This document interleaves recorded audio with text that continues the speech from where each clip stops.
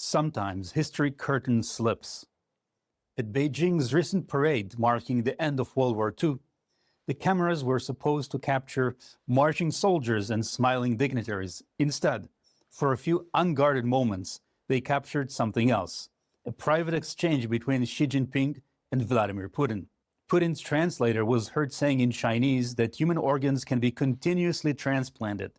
The longer you live, the younger you become, even immortality. Xi was heard responding, "Some predict that this century humans may live to 150 years old," as reported by Reuters. It was a glimpse into how the world's most powerful autocrats talk when they think the microphones are off. And what they talked about was organs, longevity, and the idea of bending mortality itself.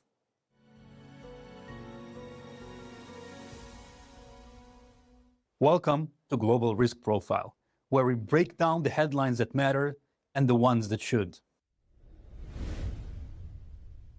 To most viewers, that sounded like the plot of a dystopian thriller. In fact, it was. In 2005, Hollywood released The Island, a science fiction action movie directed by Michael Bay. The premise was simple but horrifying. Wealthy elites secretly sustained themselves by keeping clones alive. These clones are harvested for their organs whenever their sponsors fall ill. In the film, the residents of a sealed facility believe they're survivors of a contaminated world. They dream of winning the lottery to escape to the island, only to discover that the winning means being cut open for spare parts. It's a story of hidden exploitation, of human life reduced to a commodity, and of propaganda masking atrocity. And here is the eerie part. Within 1 year of that film hitting theaters, in 2006, investigators began uncovering evidence that in China, the dystopian idea was no longer fiction. In July 2006, former Canadian MP David Kilgour and human rights lawyer David Matas published their first report, later expanded into a book called Bloody Harvest. They examined transplant data, hospital records, phone calls, and eyewitness testimony. Their conclusion: beginning in the early 2000s, China's transplant system has grown exponentially, but without any credible explanation of where the organs were coming from. China had no functioning voluntary donation system at the time. Executed death row prisoners could not account for the massive surge in transplants. Yet waiting times for organs in China were often measured in weeks, sometimes days, compared to months or years in countries with ethical donation programs. Kilgour and Matas pointed to the missing variable: prisoners of conscience, especially Falun Gong practitioners, detained by the hundreds of thousands after 1999.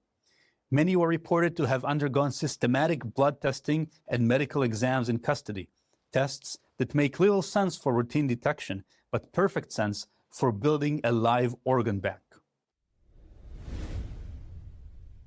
At first, these claims sounded too shocking to believe, but over the next decade, more evidence accumulated.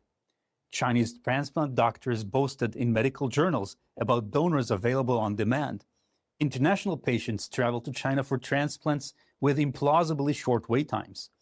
By 2019, the claims reached their legal testing point. The China Tribunal, an independent people's tribunal in London, chaired by Sir Geoffrey Nice KC, the lead prosecutor of Slobodan Milosevic, held months of hearings. Survivors testified, experts presented statistical analysis, transplant doctors spoke under oath. The tribunal's final judgment, delivered in 2020, was unambiguous. Forced organ harvesting has been committed for years throughout China on a significant scale, and Falun Gong practitioners have been one and probably the main source of organ supply. They concluded this amounted to a crime against humanity. What Hollywood had warned about, what Kilgour and Matas had alleged, the tribunal declared beyond reasonable doubt. Human beings were being killed for their organs. Fast forward to March 2024, before the Congressional Executive Commission on China. Researcher Matthew Robertson testified that until 2015, the PRC's organ transplantation sector was effectively a state-sponsored system of human trafficking and killing on demand. He tried how detainees were blood tested, tissue typed, and then killed when a matching organ was needed. At the same hearing, Cynthia Sun from the Falun Dafa Information Center gave harrowing testimony. She described how Falun Gong practitioners are often examined inside detention centers, sometimes in unmarked vans, by medical staff who never explain why. When the results show compatibility, the prisoner disappears, only for records to show later that a transplant has been carried out in a nearby hospital. This isn't speculation. This is testimony under oath, building on years of evidence and now presented in the halls of Congress. Even within the medical establishment, alarm bells are ringing. A 2019 paper in the BMC Medical Ethics Journal found systematic falsification in China's official organ donation data. Peer-reviewed journals such as the American Journal of Transplantation have published analysis showing impossible growth curves in transplant volume. Medical organizations in the US, Israel, and elsewhere have banned training Chinese transplant surgeons or publishing research that relies on organs of dubious origin. It's one of the rare cases where medical journals are not just debating science, but questioning whether that science itself is built on crimes. Governments are beginning to act. In the United States, the Falun Gong Protection Act passed the House and awaits Senate action. It would sanction individuals complicit in forced organ harvesting, ban their entry into the US, and require regular reporting by the State Department. At the state level, legislators in Texas, Utah, and others have passed laws banning insurance reimbursements for organ transplants obtained in countries tied to forced harvesting. In Europe, the European Parliament passed a resolution in January of 2024 condemning the persecution of Falun Gong, highlighting forced organ harvesting and urging the use of targeted sanctions under the EU's human rights framework. Bit by bit, parliaments are catching up to what investigators and victims have been saying for years. This is why that moment in Beijing matters, because Xi and Putin didn't just joke about longevity. They touched, perhaps unwittingly, on the very theme that human rights groups, tribunals, and legislators have been trying to bring to the world's attention. Organs as instruments of power, and the human cost hidden behind it. For Xi, whose government faces allegations of industrial-scale forced organ harvesting, even casual comments about transplant immortality carry weight.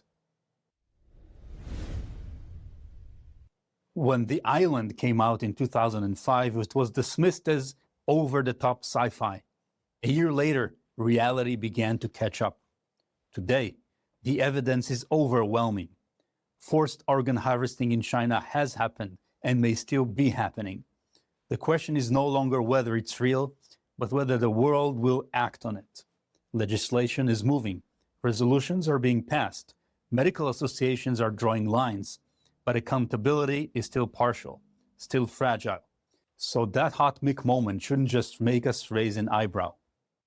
Because what leaders joke about off camera matters less than what systems permit in practice. And right now, the system is still catching up to its own moral responsibilities. That's it for this episode of Global Risk Profile. If you found this useful, thoughtful, or just different, please subscribe, share, and leave a review. Remember, the headlines may change, but the deeper patterns rarely do. Thanks for listening, and stay sharp.